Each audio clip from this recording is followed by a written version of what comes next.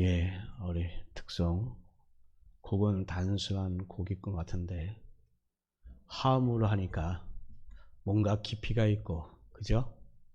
참 듣기에 좋았습니다. 우리 하나님께서도 이 찬양을 연락하여 주신 줄 믿습니다.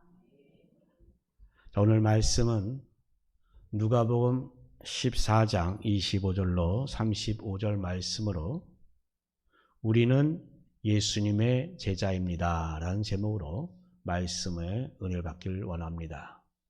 자, 여러분, 정말 여러분 예수님의 제자입니까? 정말요? 그래, 감사합니다. 여러분, 예수님의 제자로서 여러분 일주일 동안 여러분 얼마나 잘 지내셨겠죠? 그러면 또 묻습니다. 일주일 동안 여러분 살아가면서 부활하신 예수님을 여러분 만났습니까?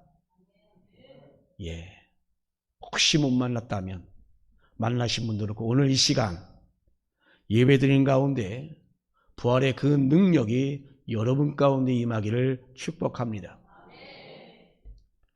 자, 여러분, 우리가 부전자전이라는 말이 있잖아요. 또 그 스승의 그 제자라는 말도 있죠. 같은 말인 것 같아요. 바로 스승과 제자가 바로 한결같은 그런 모습을 보일 때 그 스승의 그 제자라고 우리가 말하잖아요. 한 이야기를 먼저 합니다. 오산학교 교장인 조만식 선생은 학생 주기철을 가르친 그러한 스승이었습니다. 후일 이 산정원교회 그 장로인 이 조만식 장로는 저 마산에 있는 문창교회를 방문합니다.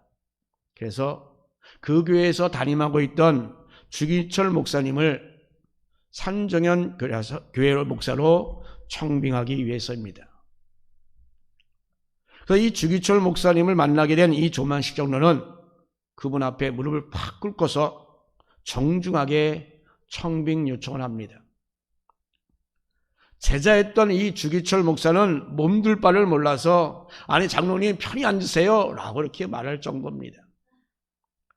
조만식 정도는 전에는 제가 교장이었고 목사님이 내 제자였지만 이제는 목사님이 주님을 섬기는 종이고 저는 그 일을 돕는 종일 뿐입니다 라고 하면서 끝까지 무릎을 꿇고 목사 청빙을 하였다라는 얘기입니다. 자, 이렇게 해서 그 청빙이 이루어지고 또한 그런 가운데 주일 예배를 쭉 드리는 가운데 어느 날 조만식 장로가 이 애국 운동을 하다가 하는데 다른 동료가 찾아와서 이야기를 하다가 그만 예배에 조금 늦게 되었습니다. 예배를 인도하던 주기철 목사는 아니 모범을 보여야 할 그 장로가 왜 늦게 예배를 참석했냐고 나무라면서 자리에 앉지 말고 그냥 뒤에 가서서 예배 드리라고 이렇게 말했던 것입니다. 조만식 장로는 그대로 순종했습니다. 그렇게 예배가 다 끝난 후에 주기철 목사님은 이 조만식 장로에게 기도를 시켰습니다. 조만식 장로는 앞으로 나와서 기도를 합니다. 하나님, 이 죄인을 용서하여 주시기 바랍니다. 이 죄인이 애국 운동을 한답시고 사람을 만나다가 하나님을 만나는 예배 시간에 늦고 말았습니다 라고 하는 그 회개의 기도를 합니다. 이에 성도들은 모두 다 숙연해졌고 이러한 장로가 있는 산정현 교회가 바로 한국교회의 본보기가 된 것은 너무나도 당연한지도 모릅니다. 여기 보면 이 자신의 그 제자를 목사로 깎듯이 되어 있던 그 조만식 장로나 그런 스승이라 할지라도 더 모범을 보여야 한다면서 아주 엄격하게 되었던 이 주기철 목사님 다 똑같지 않습니까? 조만식 장로의 애국 운동이나 주기철 목사의 그 신사 참배에 반대로 순교한 모습 결이 다 똑같아요. 그래서 바로 그 스승의 그 제자라는 말이 딱 어울리는 그러한 경우다라고 말할 수가 있습니다. 여러분, 스승과 제자는 결이 같아야 합니다. 그래야 스승과 제자다라고 우리가 말할 수 있겠지요. 만약에 스승의 가르침과 다른 길을 가고 있다고 한다면 그 스승의 그 제자라고 말할 수 있겠습니까? 그저 직업적인 교사 밑에서 교과 내용 또는 기술에 익힌 수강생에 불과할 것입니다. 여러분, 이 결이 같다고 하는 것, 이것은 바로 삶의 자세나 철학을 의미합니다. 가끔 자신의 강의를 듣는 사람을 자신의 제자다라고 말하는 사람들을 보면 저는 글쎄요 라고 머리를 갸우뚱거립니다. 좋게 봐서 선생과 학생이지 한두 번 수강한 걸 가지고 스승과 제자라고 하는 건 너무 나간 것이 아닌가라고 생각합니다. 그냥 한두 번 강의와 수강으로 그 삶의 결이 같아지는 것이 결코 아니기 때문이죠. 스승과 제자는 절대로 그냥 가벼운 관계가 아닙니다. 바로 삶의 그 궤적이 같아야 바로 스승과 제자다라고 우리가 말할 수 있을 것입니다. 자, 여러분, 우리는 예수님의 제자입니다. 정말이죠. 자, 그렇다면 우리는 이 예수님의 어떤 면에서 우리는 과연 스승과 제자라고 말할 수 있을까요? 우리와 예수님의 삶이 어떤 면에서 결이 같다라고 우리는 말할 수 있을까? 아니면 우리가 예수님을 닮아갈 그 부분은 과연 우리가 어떤 것일까 하는 것입니다. 첫 번째로 우리는 내려놓는 삶이 바로 주님과 같아야 합니다. 내려놓아야 합니다. 예수님께서 자신을 따르는 무리를 보시고는 뜬금없이 이렇게 말씀합니다. 무릇 내게 오는 자가 자기 부모와 처자와 형제와 자매와 더욱이 자기 목숨까지 미워하지 아니하면 능히 내 제자가 되지 못하고 누구든지 자기 십자가를 지고 나를 따르지 않는 자도 능히 내 제자가 되지 못하리라 라고 말씀합니다. 여기서 중요한 단어가 뭐죠? 바로 내 제자라는 말과 따르지 않으면 이라는 말입니다. 주님은 그냥 호기심으로 몰려드는 사람들에게 내 제자라고 말을 하지 않습니다. 자, 바로 그들에게 우리 주님께서 그저 좋다고 환호만 하는 게 아니라 바로 삶마저도 나와 결이 같아야 한다라고 이렇게 말씀하고 있는 것입니다. 그래서 따르지 않으면 이라고 하는 이 말씀을 지금 하고 있는 것입니다. 이런 주님의 말씀을 따라서 후안 카를로스 오리티즈는 제자입니까? 라고 하는 책을 썼습니다.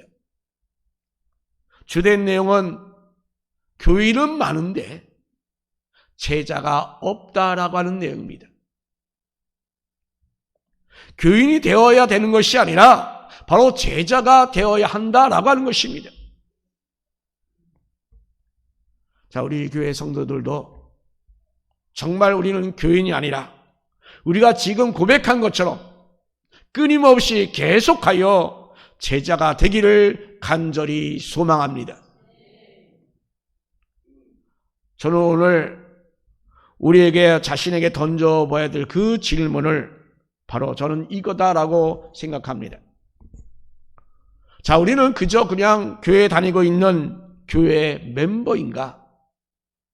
아니면 과연 나는 주님의 제자인가? 주님의 제자를 한마디로 표현하면 뭘까요? 이미 그 해답이 나와 있습니다. 굳이 다른 것을 말하지 말고 그냥 한마디로 압축하면 뭐냐? 내려놓는 것입니다. 자기 부모와 처자와 또 형제와 자매까지 미워하지 아니하면 이라고 하는 말입니다. 자신을 가장 소중히 아끼는 것도 다 내려놓을 수 있어야 참된 주님의 제자가 될 수 있다고 하는 것입니다. 우리 주님께서도 이 땅에 오심도 바로 내려놓는 그 자체였습니다. 그는 근본 본체인 하나님이셨습니다. 그럼에도 그것을 다 내려놓고 종의 형체, 곧 인간으로 이 땅에 오셨다고 하는 것입니다. 또한 그가 태어난 곳이 어디입니까? 말밥통이었잖아요.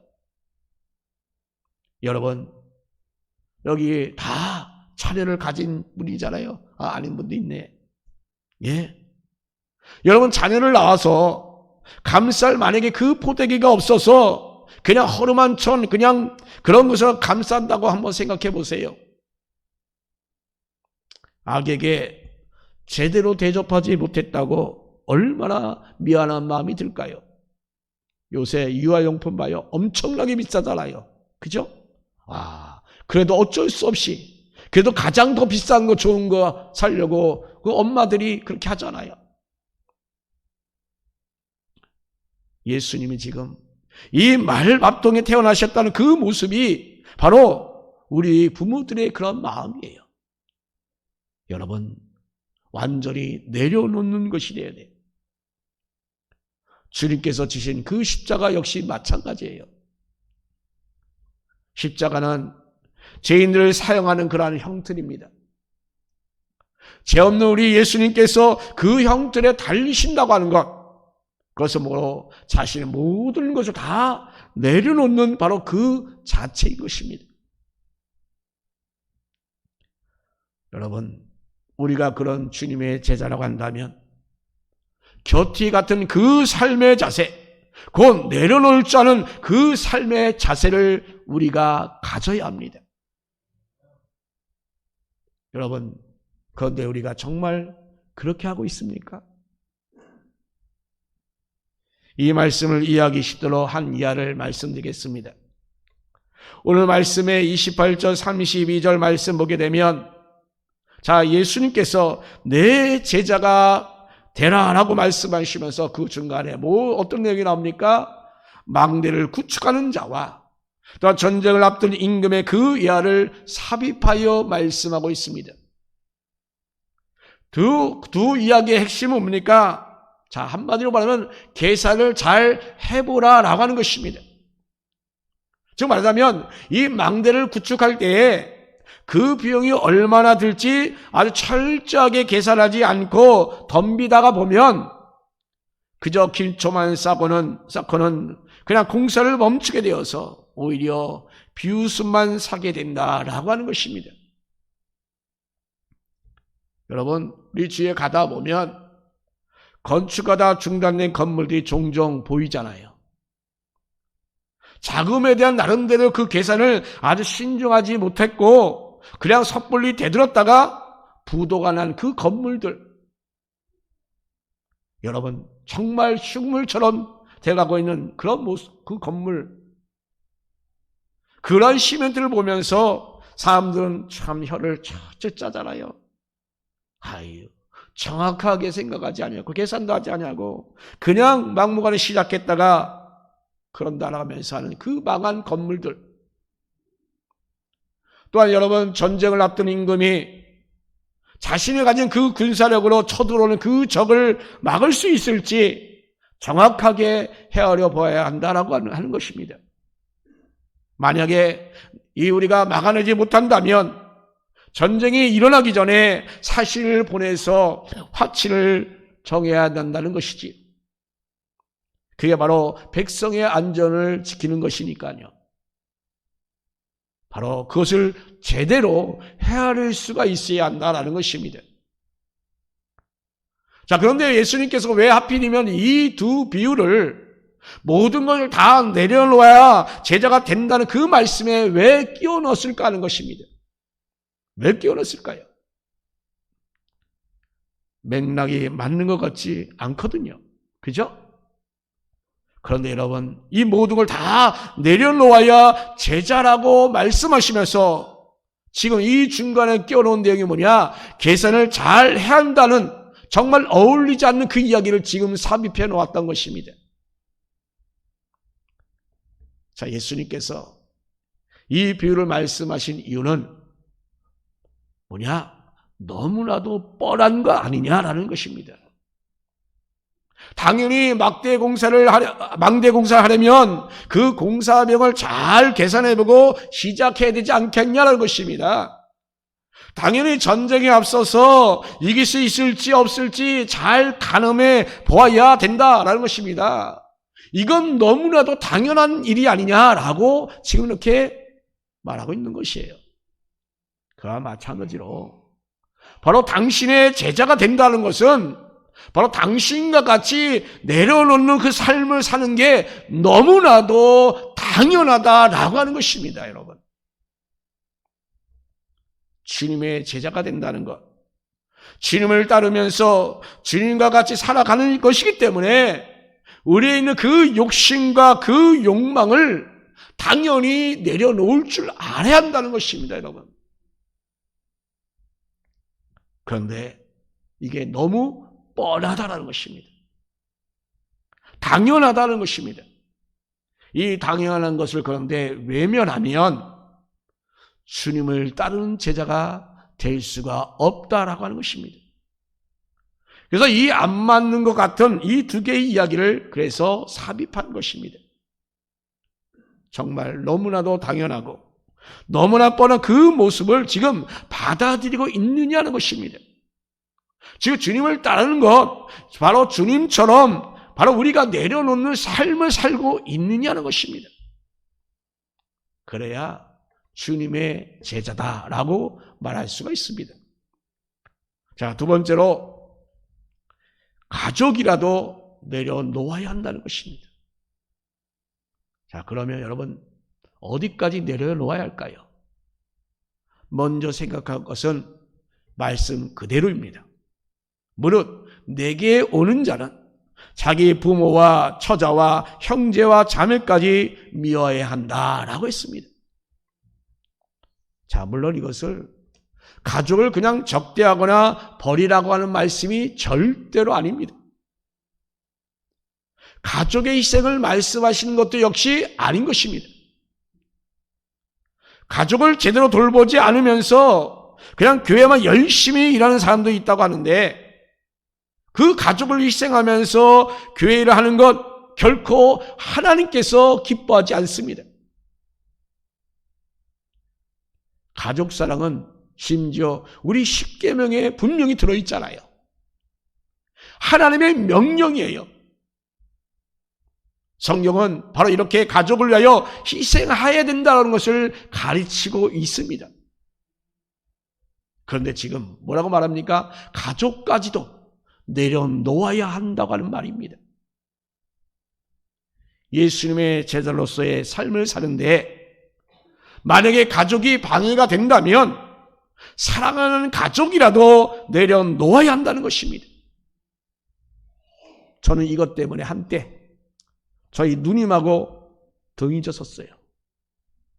왜냐하면 우리 누님이 믿지 않고 결혼을 하는데 믿지 않는 가정, 불신 가정하고 결혼했어요. 그러다 보니까 주일에 기도를 하게 됩니다. 예수 믿는 나로서, 그것도 강원도에서 예수 믿는 나로서 내 누나잖아요. 자랄 때 우리 둘이서 맨날 집에서 같이 살았어요. 형들은 다 없고 둘이 3살 차이인데 정말 굉장히 가까웠던 그 누님이었어요. 근데 주일에 딱 걸려요. 그런데 믿는 신앙인으로서 결혼식에 갈 수가 없었어요. 그래서 전화로 난 못 갑니다. 주일 지켜야 돼. 하고 안 갔어요. 그랬더니 토라져 버렸어. 그 다음부터 몇 년간 전화도 안 받고 그렇게 있어요. 그래서 수소문해가지고 찾아가서 넙죽하고 내가 잘못됐다. 누나 결혼식 축하해주러 와야 되는데 내가 잘못됐다. 그러나 나는 예수 믿는 사람이라 주일은 절대로 빠질 수 없어. 그러나 그것만 이해하라고 하면서 그 뒤로 내가 정말 머리 숙여서 잘못했다고 하면서 그 관계가 화해가 됐던 기억이 납니다. 자, 여러분. 정말 여러분, 예수님과 같은 그 결, 예수님의 제자로서 여러분 얼마나 그 결을 같이 하고 있는가.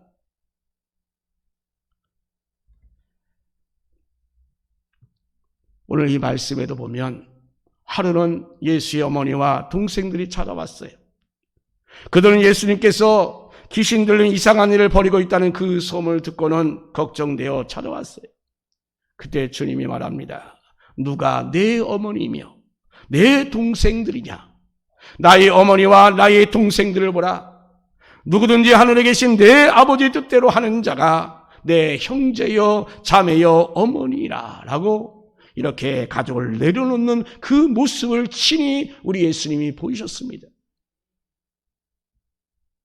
그렇다고 주님께서 가족에 대한 책임을 다하지 않은 것이 아닙니다. 그 죽음의 그 목전에서 그 십자가 위에서 요한에게 어머니를 맡기셨잖아요.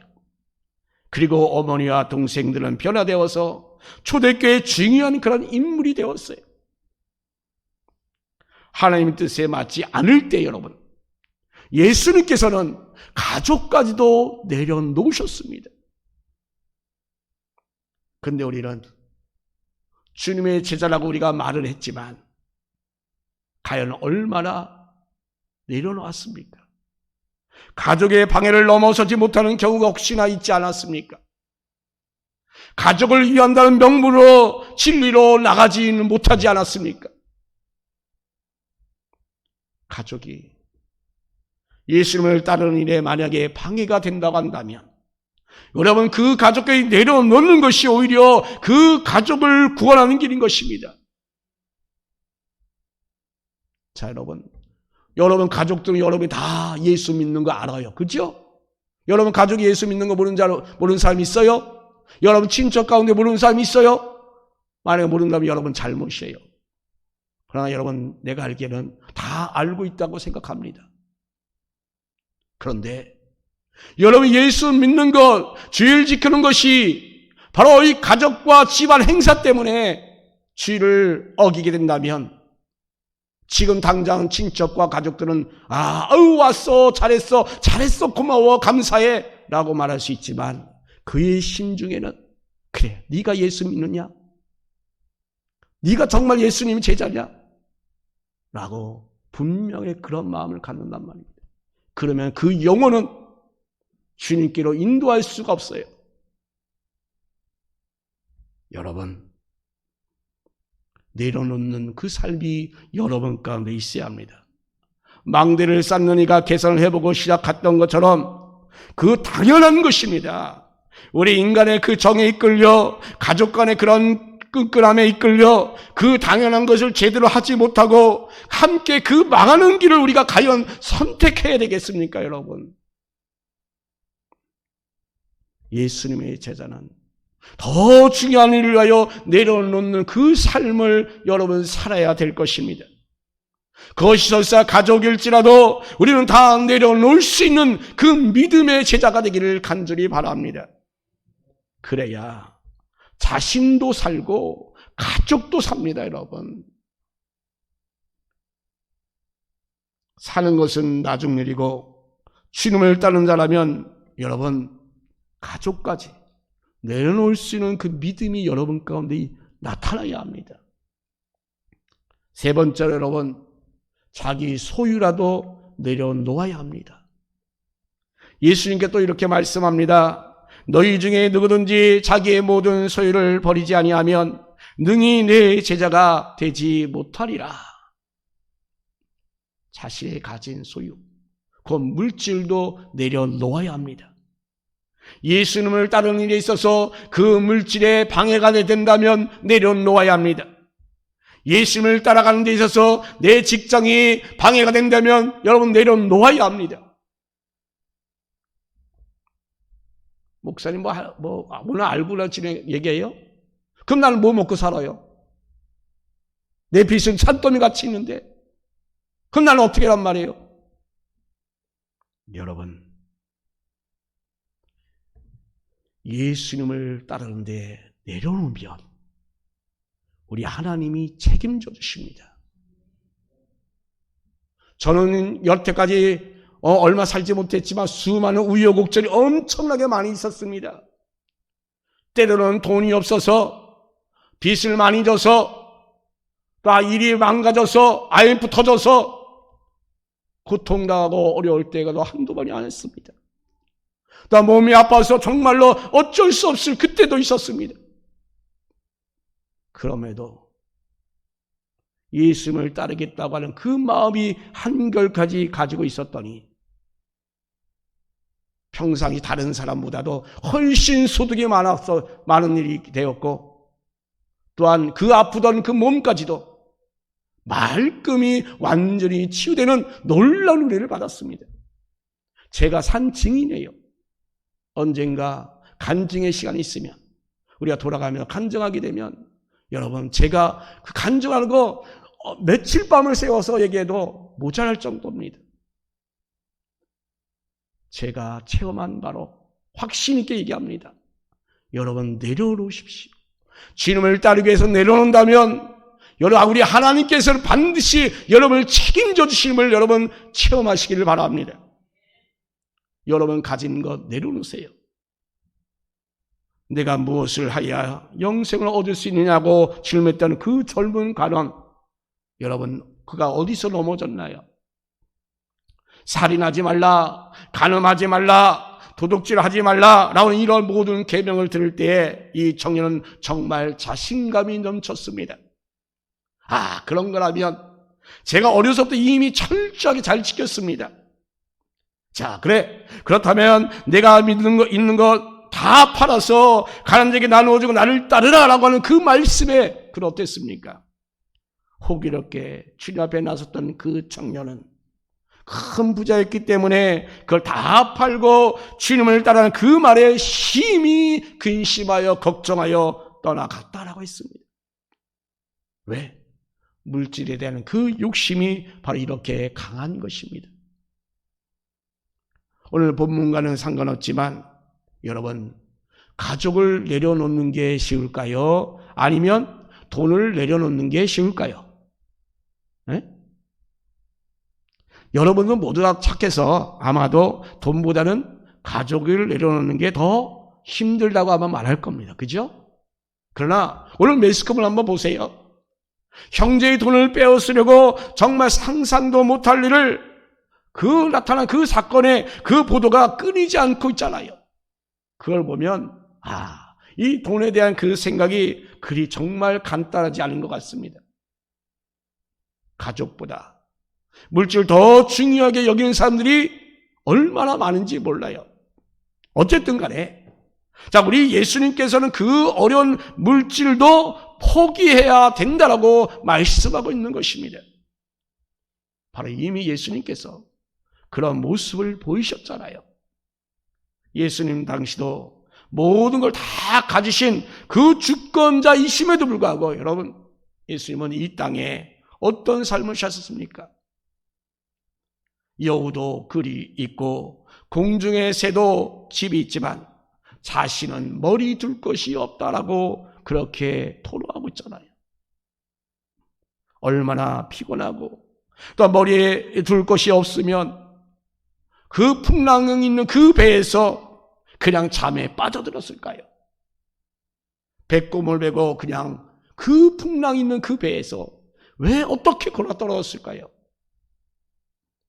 오죽하면 주님을 따르는 제자들이 길가에 있는 그 곡식의 이삭을 비벼서 먹게 되었을까요? 여러분, 주님은 모든 것을 다 가졌지만 하나도 가지지 않은 것처럼 사셨음을 여러분 알아야 합니다. 제자들이 스승인 예수님을 닮아가신 것처럼 우리 역시 마찬가지입니다. 물질에 눈이 뒤집을 것이 아니라 그 물질을 뛰어넘는 그 삶의 태도를 여러분 보여야 될 것입니다. 물질에 매여 있는 삶이 아니라 그 물질을 다스릴 수 있는 삶이 여러분 가운데 있어야 합니다. 자신의 소유까지도 다 내려놓을 수 있는, 정말 예수님을 따르는 그런 삶이 저와 여러분 가운데 있기를 간절히 바랍니다. 끝으로 자기 목숨까지도 다 내려놓아야 합니다. 26절 말씀에 자기 목숨까지도 미워하지 아니하면 능히 내 제자가 되지 못하고 라고 했습니다. 주님을 따르는 일에 목숨을 내려놓아야 하는 것입니다. 바로 주님의 목숨을 내려놓는 그 자리라면 우리는 거리낌 없이 그 목숨을 내려놓을 수 있어야 합니다. 십자가 하나만으로 보면 예수의 모범은 가히 족하지 않습니까? 그 이상 뭐가 더 필요하겠습니까? 예수님께서는 자신의 백성을 구원하게 하여 그는 기꺼이 자신의 목숨을 다 내려놓으셨습니다. 여러분, 우리가 주님을 따르려면 우리가 최종적으로 내려놓아야 할 것은 바로 우리의 목숨입니다. 목숨까지도 내려놓을 때 진정한 제자다라고 말할 수가 있습니다. 소설 커바디스를 보게 되면 노마의 그 박해가 일어날 때에 다른 신자들이 정보를 알려줘서 베드로는 빠져나올 수 있었습니다. 이렇게 노마를 등지고 가다가 환상 중에 예수님을 보게 됩니다. 그래서 자기 자신 그 예수님을 만난 뒤에 다시금 그는 자신이 나왔던 그 노마로 다시금 향하여 돌아갑니다. 그런 내용이에요. 자, 여기서 이 예수님을 만났던 베드로는 뭐랍니까? 주님 어디로 가시나이까? 라고 했습니다. 커바디스 도미니? 라고 이렇게 묻습니다. 그런 베드로에게 내가 가지 않은 그 십자가를 다시 내가 치려고 노마로 간다라고 하는 그 음성을 듣습니다. 이미 십자가로 이미 예수님이 죽으셔서 그 길을 갔는데 다시금 네가 가지 않으니 내가 그 십자가를 다시금 치려고 노마로 간다고 하는 그 예수님의 음성을 듣게 됩니다.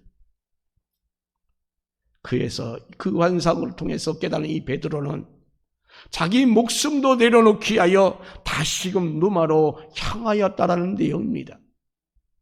그리고 결국은 그 베드로는 십자가에 거꾸로 매달려 순교를 당합니다. 그동안 수많은 일을 이룬 그러한 베드로였습니다. 그런데 여러분, 이 베드로가 진정한 제자가 되는 그 순간 바로 지금 이때가 아니었을까요? 목숨을 얻고자 하면 잃는 것이고 목숨을 내려놓고 주님을 따르면 비로소 참 제자가 되는 것입니다. 사랑하는 성도 여러분, 여러분 정말 제자입니까? 자, 그렇다면 스승인 예수님을 따라서 내려놓는 그 삶을 살아가시기 바랍니다. 모든 것을 다 내려놓을 수 있어야 합니다. 내려놓아야 합니다. 오직 예수님이 온전히 드러나기 위하여 여러분은 내려놓아야 합니다. 가족까지도, 그런 물질까지도, 또한 심지어는 목숨까지도 여러분 내려놓을 수 있어야 합니다. 그렇게 우리가 주님과 그 결이 같은 삶을 살 때에 비로소 우리는 제자다라고 우리가 말할 수 있습니다. 사랑하는 사람들 여러분, 바로 여러분을 통하여 그의 모든 역사가 온전히 이루어질 수 있기를 예수님의 이름으로 축원합니다.